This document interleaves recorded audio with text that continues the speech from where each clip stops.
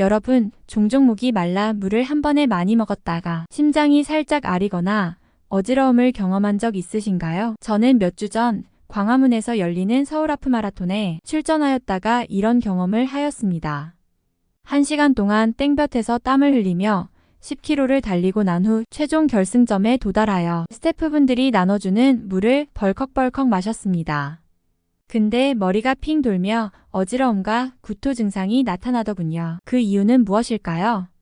바로 물에 있습니다. 오늘은 물을 과도하게 섭취했을 때 발생할 수 있는 질환과 예방 방법에 대해 알려드리겠습니다. 많은 사람들은 물을 무조건 많이 먹는 것이 건강에 유익하다고 생각하는데요. 물을 많이 마시는 것은 많은 사람의 건강에 이로울 수 있지만 모든 사람에게 반드시 이상적인 양은 아닙니다. 필요한 수분 섭취량은 나이, 성별, 체중, 활동 수준, 환경 조건, 건강 상태 등에 따라 달라집니다. 물을 과도하게 섭취하였을 때 어떤 질병이 발생할 수 있을까요? 먼저 물을 너무 많이 마시면 신체 내 수분 및 전해질 균형이 깨져 건강 문제가 발생할 수 있습니다. 이러한 상황을 물 중독 또는 저나트륨 혈증이라고도 합니다. 자, 여기서 물 중독에 대해 설명드리기 전에 먼저 전해질에 대해 설명드리겠습니다. 제가 앞서 물 중독은 과도한 물 섭취로 인해 신체의 전해질 균형이 깨지는 상태라고 말씀드린 바 있습니다. 여러분은 전해질이 무엇인지 아시나요? 전해질이란 체내의 다양한 이온 형태의 미네랄로 물에 용해되어 전기 전도성을 가진 입자입니다. 주요 전해질로는 나트륨, 칼륨, 칼슘, 마그네슘 등이 있습니다. 이러한 전해질은 신경 전달, 근육 수축, 체액의 산과 염기의 균형 및 수분 유지에 관여합니다. 이러한 전해질 및 수분의 균형 조절은 바로 우리 몸의 신장, 호르몬, 갈증 감각을 통해서 진행되는데요. 우리의 신장은 소변을 통해 수분과 전해질을 조절하고 항인효 호르몬, 알도스테론 등의 호르몬이 수분 및 전해질 농도를 조절합니다. 또한 갈증 메커니즘은 수분 섭취를 유도해 균형을 유지합니다. 이 균형이 깨지게 되면 수분 및 전해질 균형에 이상이 발생하게 되는 겁니다. 자, 이제 다시 물 중독에 대해 설명드리겠습니다. 물 중독은 과도한 물 섭취로 인해 신체의 전해질 균형이 깨지는 상태를 말합니다. 주로 나트륨 농도가 지나치게 낮아지는 저나트륨 혈증을 일으키며 이는 심각한 건강 문제로 이어질 수 있습니다. 저나트륨 혈증이란 과도한 물 섭취로 인해 혈액 내 나트륨 농도가 비정상적으로 낮아지는 상태를 의미합니다.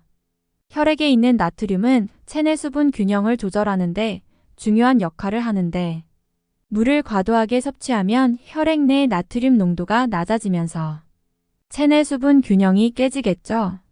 이렇게 발생하는 저나트륨 혈증은 뇌부종, 발작, 심할 경우에는 혼수 상태 등 다양한 질병으로 이어질 수 있습니다.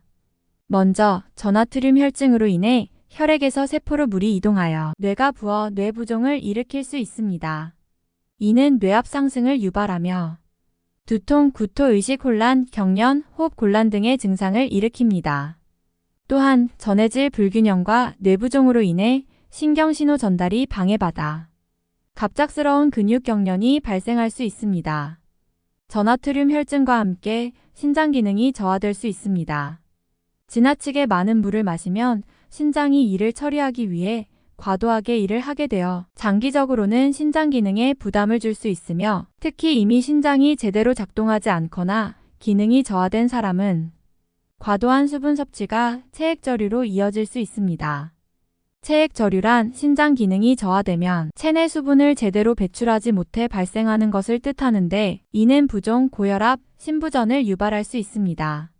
물을 많이 마신다고 해서 반드시 신장 기능이 저하되는 것은 아니지만 과도한 물 섭취는 신장에 부정적인 영향을 미칠 수 있습니다. 특히 신장 기능이 저하된 사람은 과도한 물 섭취가 위험할 수 있으므로 적절한 물 섭취량을 유지하고 의사와 상담하여 자신의 상태에 맞는 물 섭취 지침을 따르는 것이 중요합니다. 이런 물 중독은 주로 우리가 단기간에 많은 양의 물을 섭취할 때 신장이 이를 충분히 배출하지 못해 발생하거나 마라톤이나 고강도 운동 후에 땀으로 손실된 전해질을 고려하지 않고 물만 많이 마실 때 발생합니다. 이러한 물 중독을 예방하기 위해서 우리는 어떻게 해야 할까요? 먼저 적정량의 물 섭취를 해야 합니다.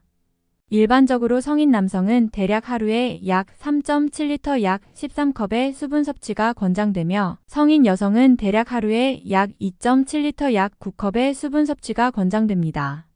하지만 이 권장량은 음식으로부터 섭취하는 수분을 포함한 총 수분 섭취량으로 실제로 마시는 물만을 고려한다면 남성은 약 3리터 약 12컵, 여성은 약 2.2리터 약 9컵 정도가 됩니다. 음식을 통해 일반적으로 수분의 약 20%를 섭취한다고 가정할 때 이런 계산이 나옵니다. 그러나 이는 개개인이 갖고 있는 건강 상태, 나이 등에 따라 달라질 수 있으니 정확한 수분 섭취량은 의사와의 상담이 필요합니다.